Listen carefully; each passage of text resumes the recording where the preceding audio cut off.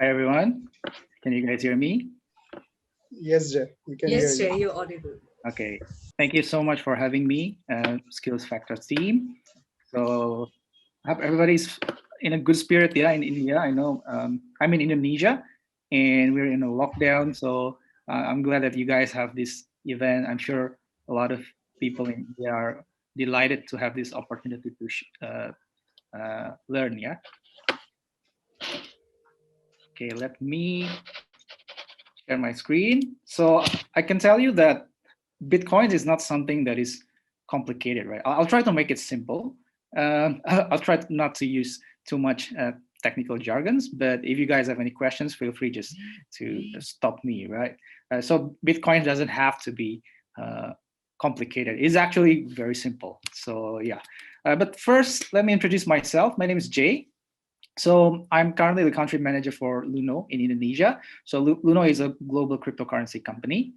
And before that, I worked in investment banks as a traders. But I've been mining Bitcoins. I've been in a Bitcoin industry on my own since 2014, right? So it's been 6 years. So a little bit about Luno. We are actually a London-based company, but we are also present in 40 countries. We are entering in India soon, very soon, hopefully this year, yeah. And we are just recently acquired by Digital Currency Group, which is one of the biggest groups in cryptocurrency.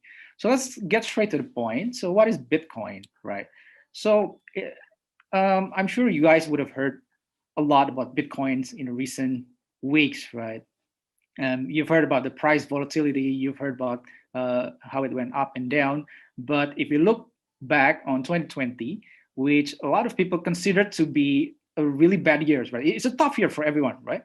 But if you are a Bitcoin investor, it was actually a really good year. It was one of the best year, right? So as you can see here, this is the graph that plots that compares the gains that you get if you had invested $1 in Bitcoins versus shares, right? So if you invest $1 in back in January 2020 in the Bitcoins, that dollar at the end of the 2020 would worth $3, right? So it tripled in value. If you had invested the same amount of money in shares, it would still increase. So it would worth like $1.50, right? So 46%, which is decent for stock returns, right? But for Bitcoins, we are talking about some really big returns numbers here. And a little bit about the history, right? Bitcoin was created in 2009. So when I mentioned that I first uh, delved into the Bitcoin world in 2014, it was actually 5 years too late. So 2009 was the first time somebody that is called Satoshi Nakamoto, as he was the creator of Bitcoins, right? And a good thing and funny thing is his true identity is still unknown until now. So nobody knows who he is, but everybody knows him by something that he created that has impacted millions of people, right? So that is something amazing. So one Bitcoin currently worth um, 33,000 US dollar, or about 2.4 million rupee. Yeah. And then the price does fluctuate a little bit, but one thing that people may not notice is that since the inceptions, Bitcoin never had a year with a negative growth, which means that if we measure on a year-on-year basis, it always appreciates. And funny thing is, back in 2010, somebody actually bought two pizzas for 10,000 Bitcoins. So if he had capped that 10,000 Bitcoin, it would worth 330 million US dollar, and that would set him for life, right? So people in the Bitcoin industry would remember that day as a Bitcoin Pizza Day. It was actually one of the first purchase that was done using Bitcoins, right? Yeah. The pizza better be really good, yeah? I hope it was worth it. Okay, so Bitcoin essentially is an asset to store value, right? And it's very similar to other assets. We buy gold, for example, to store value or to invest, right? Or we buy foreign currency, for example, we put our money in US dollar. Some people put their money in US dollar. Some people put their money in a share. Some people put their money in buying a piece of property, right? People have different strategy and different preference, right? So it's the same. So Bitcoin is essentially is an asset, but it is digital. By digital means you don't actually have the physical stuff. There is no a tangible thing that you can touch. It's all digital, right? And taking into example to for example, what guarantees Bitcoins, right? So if you can't touch it, what makes you sure that it has value, right? So what guarantees the value? Taking into example for US dollar, who guarantees the value is actually the central bank, Federal Reserve. Who guarantees the value of gold is it depends on each country, but in some countries the mint department, some are the treasury.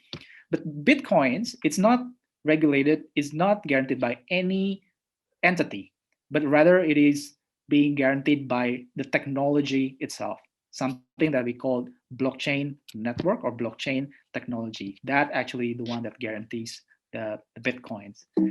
So I'm going to give some example. So what is blockchain, which is the underlying technology for Bitcoins? It's essentially just a ledger. It's just a list. It's just a list that holds the ownership of everyone who owns how much Bitcoins. It's as simple as that. So Bitcoin essentially is just an online list, right? So that's the simplest way to describe it. So on the left is an example. If you put your money in US dollar bank account, for example, right? You go to the bank and the bank would store your money in their database. For example, yeah, Mr. John, for example, has a certain account numbers and has 10,000 US dollar, and Vikram has 50,000 US dollar, and Mr. Lee has 30,000 US dollar. Something similar with Bitcoins is we store the informations, we store the balance in an online database, which would look like the one on the right. So it would contain the public key, or we call it the address. So it's just sort of like your username or like your email address, right? And then the balance, and that's it. Basically, it's anonymous, so they don't know who the first address belonged to. It could be Mr. John, could be Vikram, could be anyone. But the network, the blockchain network, does not store that information.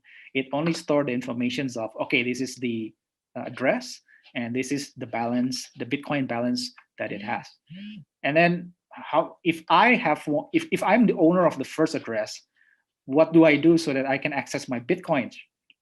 It's very easy. When you create an address, you would essentially also create something that is called a private key or a password, essentially. So it's similar like your email and password, right? To access your emails, you need to put in your password. So to access the Bitcoins that you stored in your address, you just need to put in your password. So whoever has the password has the access to the Bitcoins.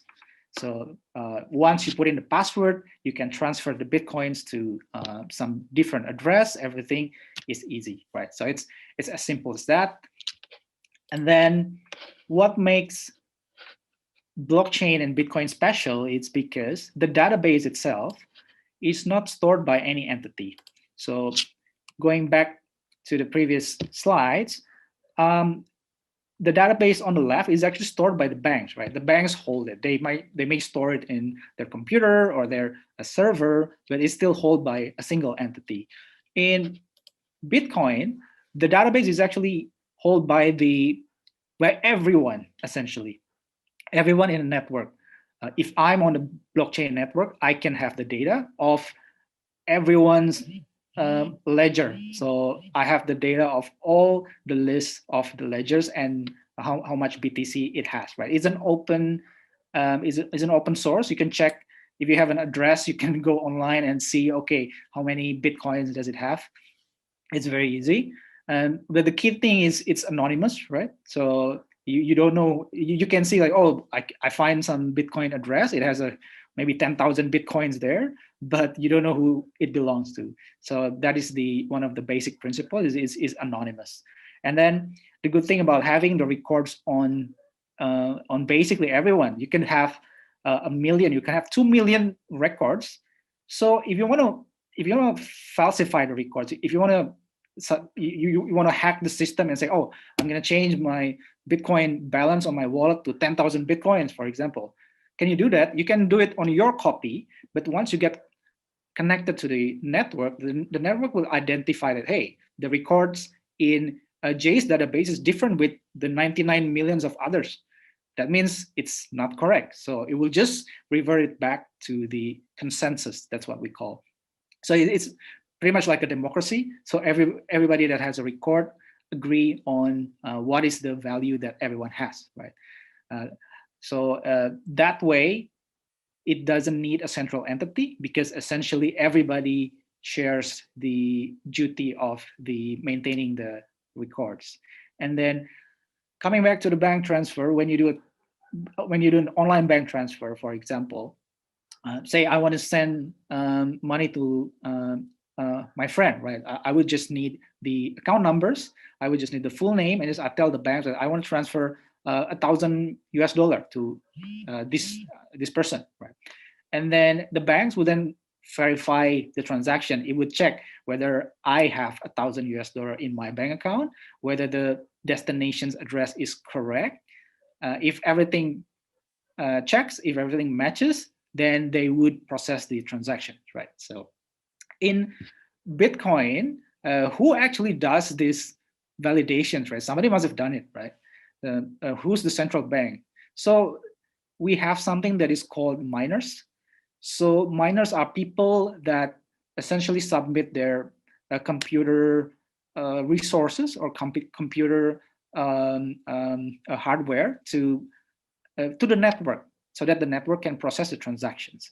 So in returns, they receive a small cut of the transaction, something that is called transaction, something that is called miner's fee, or it's essentially like a transaction fee when you transfer online in conventional bank, right? They would take a small cut for their operational costs to cover everything. So it's pretty much similar in Bitcoins. And who get to be the miners? Anybody can be a miners. I can be a miners. You could be a miners. All you have to do is basically just connect to the network, and then there are some process that is called that is based on cryptography to basically assign who would be the miners for these transactions. So anybody could bid to be a miner. For example, oh, somebody's sending Bitcoins, right, from this address to a different address. We need the miners. So it would sort of like auction it. And then everybody that wanted to be the miners would say that I want to be the miners. And then, okay, so whoever can solve this problem would get the rights to be the miners for these transactions. And then everybody would use their computer resources to solve the problem. And whoever gets the right to be the miners would process the transactions, would validate it, would update the ledger online. And then in returns, he will get the miner's fee, right? So in fact, that is one of the way for you to actually generate Bitcoins. And that is why Bitcoins is called a crypto asset, is because at the basic, it uses cryptography for security. It uses cryptography to determine who would be the miners, right? So you can say that the miners are actually the mini central banks. You know, they're who wants to play banks for this transaction, and then we take turns, right? And it's all random. It's all based on the system, so it's completely honest, and it's strength by the numbers. You can't fake something that is held by 20 million people, right? So that's the strength in itself. That's why it doesn't require any sort of like central entity, right?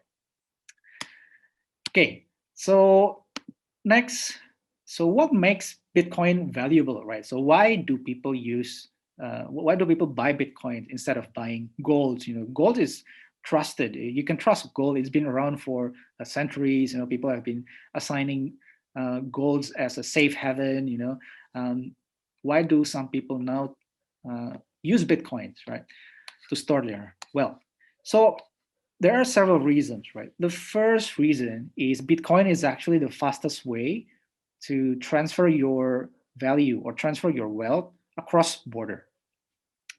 For an example, if somebody living in Indonesia wanted to send money to somebody in Mexico, for example, so what would happen? The person would go to a bank and say, "I want to transfer this much amount of money to Mexico," and then the banks would, in the background, essentially would convert the rupiah, the Indonesian currency, and then they will first try to find the Mexican currency, which is peso, right? But then Mexico is such a it's so far from Indonesia that finding a Mexican peso in Indonesia is very, very difficult. So what would happen is they would change it, they would convert it into US dollar first, and then send the US dollar to Mexico instead. And then the banks in Mexico would convert the US dollar to the Mexican peso. So it's like a two-step and multiple steps process, right? And that's why sending money overseas could take anywhere between 3 days to 5 business days, depending on how exotic the country is, how far it is from your country, right? So it's because on the background there are a lot of things that happens in the background, right? And not to mention the fees, because you have to convert it twice, and each banks would take the cut, right? So even from Indonesia to Singapore, sometimes the margin is actually 7%. So if you're sending 10,000, if you're sending $100, $7 would go to the banks, right? Which is crazy. So cross-border transfer is expensive, and it takes a long time. Now, if you use Bitcoins, the whole things can take 30 minutes. The whole thing can take less than 1 hour, right? So what will happen if you just buy some Bitcoins and then you send a Bitcoin to the address of the person in Mexico, right? You just need to know the address.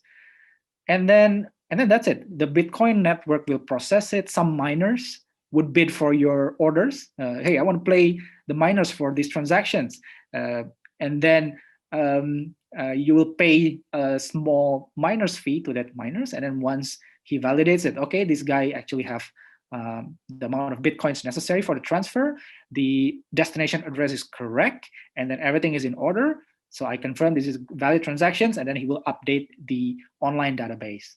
And he will update it for all 90 million database that is around, at least those that are connected in the internet and the network.